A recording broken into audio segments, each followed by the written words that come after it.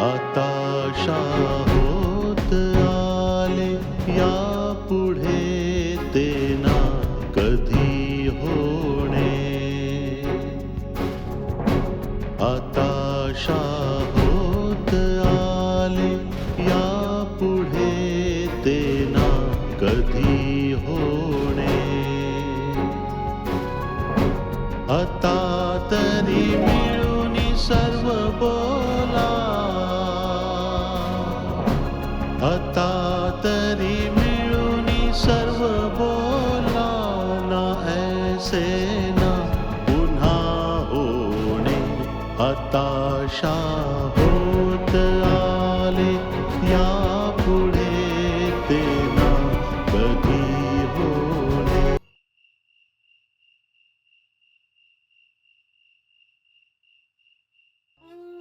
तुझ्या फोटोसमोर दिवा लावलाय, पण माझ्या मनात कायमचा काळोख दाटलाय. माझ्या मनातच का, खरं तर पूर्ण घरच अंधारात बुडालंय. इतक्या अंधाराची सवय नाहीये ग मला. भीती वाटू लागते.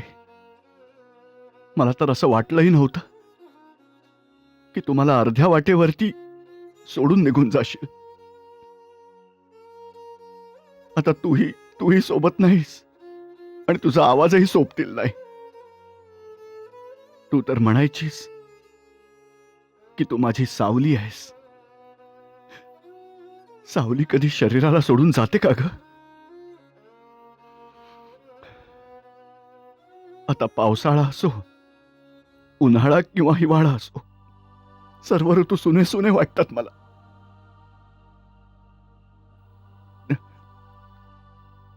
तुझ्या विना हे आयुष्य इतकं जड झालंय की एक पाऊल चालतानाही त्रास होतो मला.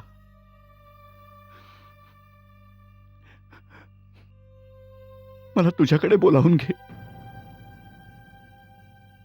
आता प्रत्येक क्षण युगासारखा वाटू लागलाय मला.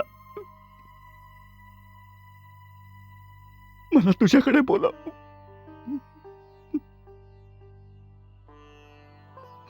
तुझ्याकडे बोलाव मला.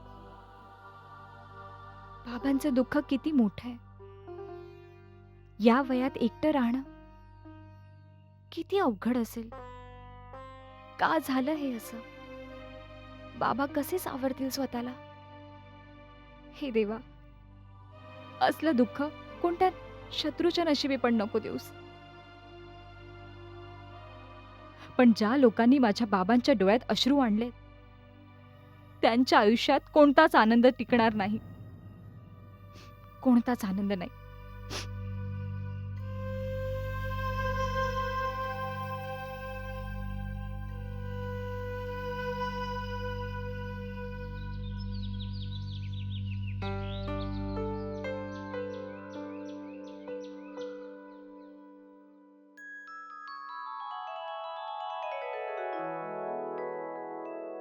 गुड मॉर्निंग वहिनी.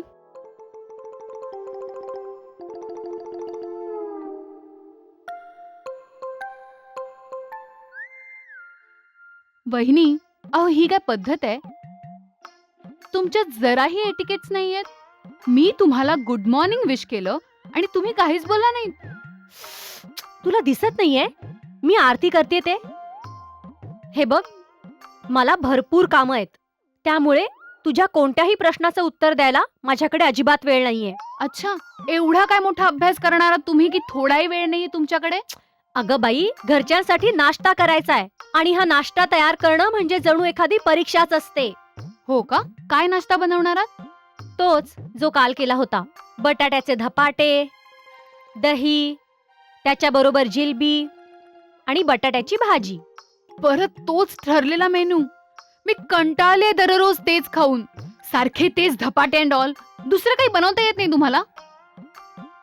जे सगळ्यांना आवडतं तेच बनवावं लागतं, कळलं? तुम्हाला दुसरं काही बनवता येत असेल तर बनवाल ना. एवढं बनवते ना तेच खूप आहे. नाही, एवढं पुरेसं नाहीये वहिनी. मी दररोज इतकं तेलकट नाही खाऊ शकत. माझी फिगर खराब होईल. माझ्यासाठी काहीतरी बिना तेलाचा नाश्ता बनवा. एक काम करा, 2 चीज सँडविच आणि एक पायनॅपल ज्यूस. मी एक काम करते, मी पटापट सगळ्यांसाठी नाश्ता बनवते आणि किचन रिकामं करते. त्यानंतर तुला जे सटरफटर बनवायचंय ना ते तुझं तूच बनवून घे. हा, सटरफटर? मला स्वयंपाक करता येत नाही. मी जे सांगते ते बनवा. जर स्वयंपाक करता येत नसेल तर जे बनवणार आहे ते मुकाट्याने खा आणि स्वतःच्या जिभेवर ताबा ठेव. असं कसं काही भलतं सलतं खाणार? मला खायचंय ना तर ते माझ्या आवडीचं असणार. माझ्या ऑर्डरला काहीच किंमत नाही. हे बघ, हे घर आहे, हॉटेल नाहीये जिथे तू ऑर्डर देशील. कळलं तुला? जेव्हा मी तुमची जाऊ होईन ना तेव्हा माझी पण मर्जी चालेल. एक गोष्ट तू कान उघडे ठेवून ऐक. ही जी काय तू स्वप्न बघतीयस ना ती बघणं आधी सोडून दे. तुझं इथे मुळीच काही होणार नाहीये, समजलीस? आली मोठी जाऊ होणारी.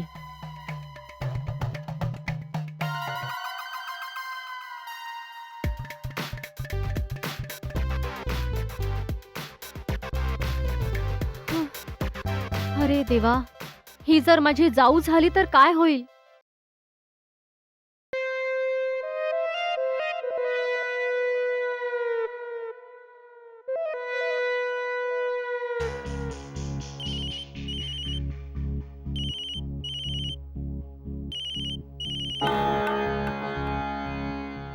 गुड मॉर्निंग साहेब. अरे यार, गुड मॉर्निंग तर तेव्हा होणार जेव्हा तुम्हाला गुड न्यूज देणार. आमच्या मनात खूप खळबळ माजलेली आहे. त्याच्याबद्दल आधी बोलूया. नाही, माझ्या लक्षात आलं की तुम्ही तुमच्या विकीच्या जामिनाबद्दल बोलत आहात. अरे वा, तुम्ही तर अगदी अंतर्ज्ञानी आहात. तुम्ही तर आमच्या मनातलं ओळखलं. काय झालं सांगा ना. विकीला जामीन मिळवण्यात काही प्रगती झाली? त्याचं काय आहे ना साहेब, बातमी थोडी वाईट आहे. ॲक्च्युली कोर्टाने जामीन नामंजूर केलाय. हे तुम्ही काय सांगता? असं तुम्ही कसं बोलू शकता? जे खरं आहे ना तेच बोलते मी साहेब. आता कोर्टातूनच येतोय. जामीनच द्यायला गेलो होतो पण कोर्टाने तर जामीन फेटाळूनच लावला. हे तुम्ही काय बोलताय श्रीवास्तव साहेब? एवढे मोठे वकील असून तुम्ही साधा जामीन नाही मिळू शकत मुलाला? बघा ना, मी तर खूप कळकळीची विनंती केली होती पण त्याचा काही फरकच पडला नाही. काय बोलताय तुम्ही? हा माझ्या मुलाच्या आयुष्याचा प्रश्न आहे. हो, मला कळतंय हो साहेब, पण मीडिया आणि सरकार सर्वांचंच लक्ष या केसवर आहे. SDM जातीने लक्ष घालतायत त्यामुळे थोडा प्रॉब्लेम झालाय. अरे तुम्ही लिहिलं तर होतं ना की विकीची तब्येत बिघडली आहे म्हणून. मी तर त्याहून मोठं कारण दिलं होतं जामीन मिळवायला. पण पोलिसांच्या रिपोर्ट्सनुसार विकी अगदी फिट होता. त्यामुळे पुढे काही सुनावणी झालीच नाही. आता काय होणार वकील साहेब? विकीला कसं काढणार तुरुंगातून? आता कोणीच काही करू शकत नाही साहेब. आता विकीवर कोर्टात खटला चालवला जाईल आणि मग काय तो निर्णय लागेल. अरे यार, म्हणजे पहिल्याच चेंडूवर आम्ही बाद होणार. बघा, माझ्या मुलाच्या आयुष्याचा प्रश्न आहे वकील साहेब. हे बघा साहेब, मला समजतंय. मी तुमच्या जागी असतो तर मी पण हेच बोललो असतो. पण तुम्हाला एक काळजी घ्यावी लागेल की विकी विरुद्ध कोणतेही पुरावे कोर्टात सादर होऊ नयेत आणि कोणीही साक्षीदार त्याच्या विरुद्ध उभा राहू नये. कदाचित ह्यामुळे मदत होईल. आता तोच एक मार्ग उरलाय आणि तसं होण्याची शक्यताही नाही. तुम्ही त्याची अजिबात काळजी करू नका साहेब. आपल्यासमोर कोणाचाही निभाव लागणार नाही.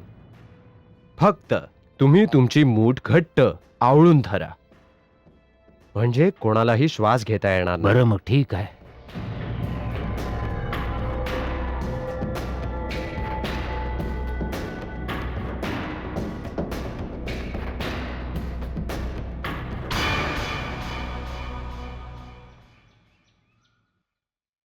सगळं संपवायचंय, कळलं? काही नाटकं नकोयत. पकड. काकी काकी काकी काकी काकी काय अगं काय करतेस भारती? मी खूप खुश आहे. अगं ते तर दिसतच आहे, पण झालंय तरी काय? तुम्हाला माहितीये काकी, कोर्टाने विकीचा जामीन अर्ज फेटाळून लावलाय. हो, ही तर खूपच चांगली बातमी आहे. तो ना आयुष्यभर तुरुंगात असाच सडला पाहिजे. हम्म. पण तुला ही बातमी दिली कोणी? फोन आला होता, काकांचा फोन आला होता. त्यांनी सांगितलं काका सकाळपासूनच कोर्टात होते. तुम्हाला माहितीये विकीच्या वकिलाने कितीतरी पळवाटा काढल्या होत्या की त्याची तब्येत खराब आहे, त्याला अचानक झटके येत आहेत, अजून बरंच काही. पण नवीन SDM मॅडमच्या सांगण्यावरून पोलिसांनी खरा रिपोर्ट सादर केला. अरे वा, ही नवीन SDM तर खूपच कडक स्वभावाची आहे. एवढी प्रामाणिक आणि एवढी न्यायप्रिय ऑफिसर मी आयुष्यात पाहिलीच नव्हती. ही जर इथे राहिली ना तर ह्या लोकांची मनमानी मुळीच चालणार नाही बघ. आणि गावकरी सुखाने नांदतील. तो जो वर बसलाय ना तो सगळं नीट करेल. आज मला पण पटलंय की उशिरा का होईना पण देव न्याय करतोच. आता बघाच त्या विकीवर ना खटला भरण्यात येईल. तुला काय वाटतं भारती, हा जो विजय आहे तो त्याच्या भावाविरुद्ध कोर्टात साक्ष देईल? हे तर नाही सांगू शकत काकी. हो, पण माणिक माफीचा साक्षीदार बनलाय. तुम्हाला माहितीये हा तोच माणिक आहे ज्याला या लोकांनी पैशांचा आमिष दाखवून आईचा खून केला. म्हणजे माणिक तयार झाला? हो काकी, माणिक तयार झाला. आता विकीला फाशी नक्की होणार, नक्की होणार त्याला फाशी. आणि आईच्या आत्म्याला शांती मिळणार. शांत हो तू, शांत हो, शांत.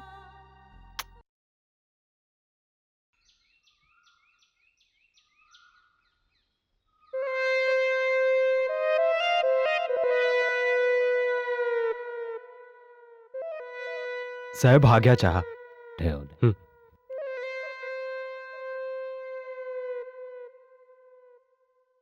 अरे सरपंच साहेब माफ करा, मीटिंगमुळे उशीर झाला.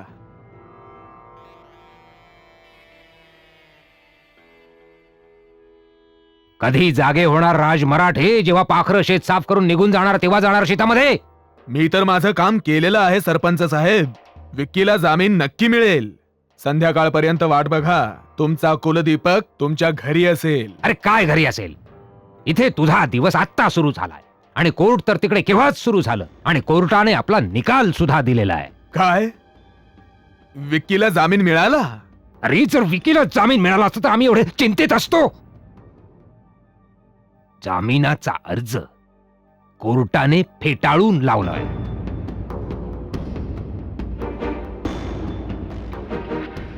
काय बोलताय काय तुम्ही? खरं बोलतोय मी. माझं श्रीवास्तव सोबत बोलणं झालं होतं. आता त्याच्यापेक्षा मोठा वकील कोणी आहे का इथे? स्वतः श्रीवास्तवने मला सांगितलं की विकीला कोर्टात हजर केलं जाईल, खटला चालवला जाईल आणि त्यावेळी खटल्यामध्ये काही जर मनाप्रमाणे झालं नाही तर विकीला दुनियेतली कोणतीही ताकद वाचवू शकत नाही. मला तर काहीच कळत नाहीये. सगळे फासे उलटे कसे पडले? आता मी करायचं तरी काय? एक उपाय आहे. जर माणिक सिंगने त्याचं तोंड बंद ठेवलं तर, कारण तोच माफीचा साक्षीदार आहे आणि तो तर तुमचा माणूस आहे. काही करून त्याचं तोंड बंद करा. माणिकचं तोंड तर मी चुटकीसरशी बंद करू शकतो, पण विजयला मात्र तुम्हीच सांभाळा. कारण विजयच्या मोबाईलमध्ये अजूनही काही रेकॉर्डिंग्स आहेत.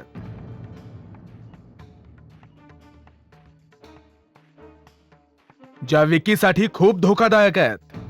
विजयवर तुम्हालाच लक्ष ठेवावं लागेल, तरच विकी वाचू शकतो. मी तर प्रयत्न करेनच. प्रयत्न नकोत, पक्क काहीतरी करा. जर तुमच्या विजयने कोर्टामध्ये साक्ष दिली नाही तरच विकी वाचू शकतो. विकीला वाचवण्यासाठी मी काहीही करू शकतो. तुम्ही जे म्हणाल ते.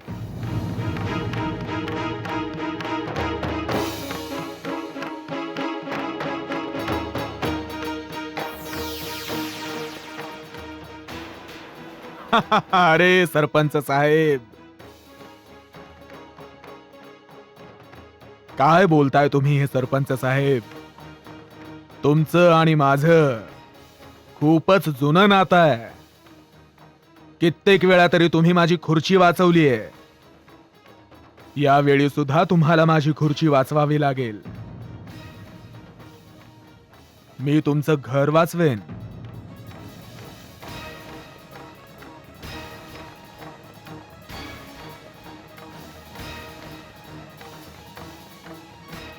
ठीक आहे, तुम्ही विकीला फाशीपासून वाचवा. मी पक्क वचन देतो की तुम्हीच विधायक व्हाल.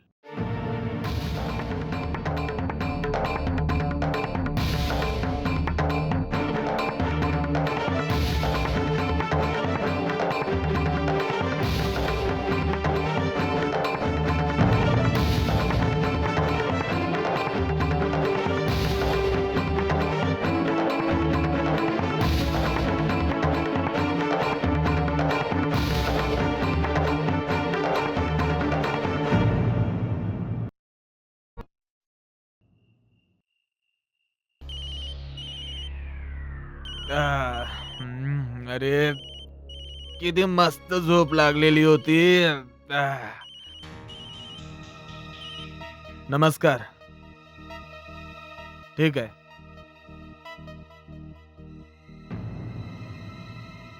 अरे राजा, हा साहेब. ये इकडे. त्या डॉक्टर श्याम सुंदरचं घर बघितलंयस का? हो साहेब. त्याच्या समोर बबन मिठाईवाल्याचं दुकान आहे. हो साहेब. तिथून एक कडक चहा घेऊन ये, साखर कमी असलेली. हो साहेब. तू पिऊन घे आधी. हो. नंतर माझ्यासाठी घेऊन ये. आरामात ठीक जा. आहे.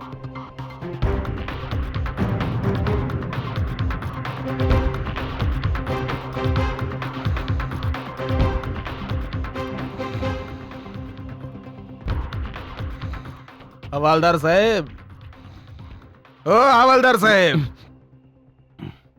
बंदूक उचला.